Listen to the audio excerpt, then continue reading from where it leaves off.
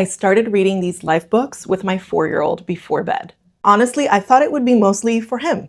Read a couple pages, he'll look at the pictures, it'll just be a little lesson he can pick up here and there.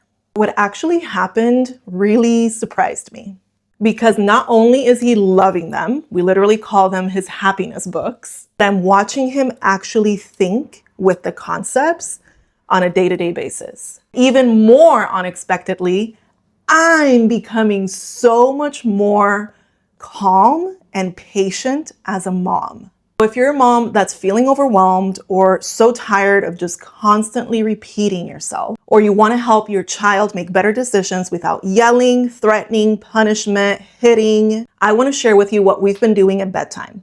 Not as a perfect parenting formula, not as an ad, just as a mom sharing what's working with her in the hopes that it'll help another mom out there. For context, like I said before, my son is 4 years old. These books are meant for 7 years and up. Kids that can basically read a little bit. Because they are so visual, the letters are big and simple on each page. We've just been reading them slowly at night together. He likes to point with his little finger, then I read along as he's pointing.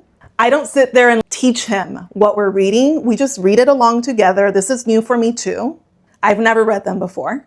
We sometimes talk about what's happening. We talk about what he sees in the pictures. Sometimes I can ask, what do you think happened there? No, why do you think she's upset? At the end of each chapter, there's like a little assignment, like a question for the kid to think with. And so we'll talk about that. Sometimes he has a lot to say and sometimes he just gives me a one-word answer. I accept either way.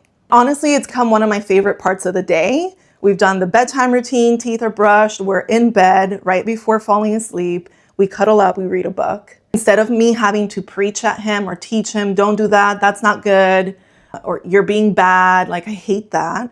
He's just learning it himself. There's just something about not preaching, just learning together that's been really powerful. That's what I love about these books. They're based on the works of Hubbard. Each book is its own subject. Very basic principles about life, choices, behavior, happiness, communication, and how to improve conditions in life.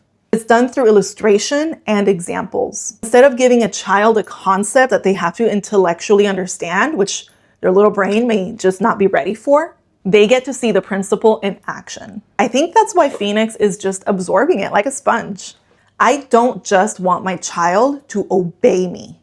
I want him to understand. I don't want him to just stop doing the wrong thing because I get upset, which they usually don't. I want him to start recognizing for himself that didn't work, that hurt someone, that made things worse, this choice made me feel better. This is helpful because at the end of the day, I'm not just raising my son to behave when I'm watching him or when he wants to get something as a reward. I'm raising him to be able to look and make good decisions. I want him to be empathetic and to care about other people. I want him to understand cause and effect. I want him to know that happiness isn't just random. It's something that you earn through the actions that you've done and the seeds that you've planted throughout life. That's what's been so valuable to me reading these books with him. One thing I've noticed with kids that can help so much. I've worked with kids my whole life. I started babysitting since I was 13.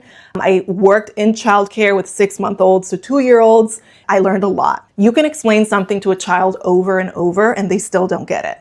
Not because they're bad, not because they're trying to be difficult, because the concept is too invisible, like responsibility, honesty, helping, ethics. Those are really big ideas, especially when a child's world is like so small.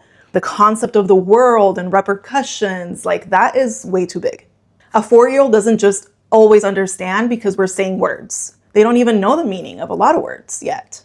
When he sees a picture, when he sees a character make one choice and then see the results of that choice, it just clicks different. It's not me lecturing him. It's him observing. That has been huge. Because now we can talk about real life situations using these stories. That's just been really huge. Because now we can talk about real life situations just using these books. Just like, wait, remember what happened in that book? about emotions. For example, the one called the tone scale, it talks about the emotions that we experience and what to do if you're in a low emotion. There's 2 things you can do to raise yourself up on the emotions again. He was upset. I was like, what do we do if we're upset? How can we raise our emotion? He was like, I like when you tell me jokes. I told him a joke and he snapped out of his tantrum. We moved on with our day. He's actually connecting the dots and it just blows my mind. Like I said, the biggest change, what I wasn't expecting at all, is the change in myself. Because I started this whole book evolution thinking I want to give Phoenix more tools for thinking and going through life. The truth is I needed them too, very, very badly. It's made me more aware of how I handle things, how I communicate, how quickly I was getting impatient, how often I was expecting him to understand something that I haven't sat down and helped him understand first. Honestly, my patience has increased so much, it shocks me. Instead of seeing behavior as like bad behavior, a bad tantrum, I'm starting to look at it more like, what principle is he missing here? How can I help him through this instead of just reacting and then setting a bad example? If I can't keep my emotions in check, how can he? That has just changed the tone in our home. Not perfectly, absolutely not. I still have my mom moments. I just feel like I have such a better direction now. Our routine, it's very, very simple. We do our usual shower. We do like a family shower or a bath, brush our teeth. He usually wrestles with his dad, gets energy out, and then we sit in bed. We usually either co-sleep in my bed or he starts off in my bed and then transitions off to his bed. We're in bed. We get the book out and we're excited. We've been reading them in sequence.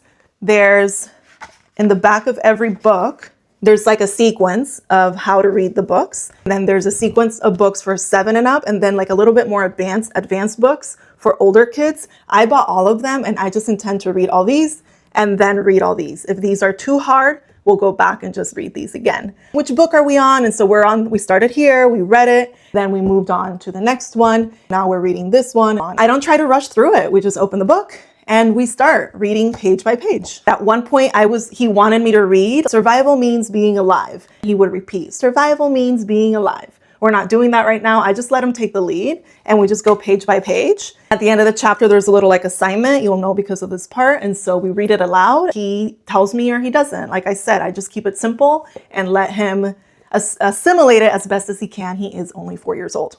We only do 1 chapter a night. So it's a couple of pages. We get to the little assignment, do the assignment, and then I'm like, okay, good, time for bed. Then we go to sleep. When I ask him questions, sometimes he gives me like the funniest little 4-year-old answers. Sometimes he'll give me an answer and I'm like, maybe he actually got this. I just think that's the beauty of it. They're not just cute little bedtime stories.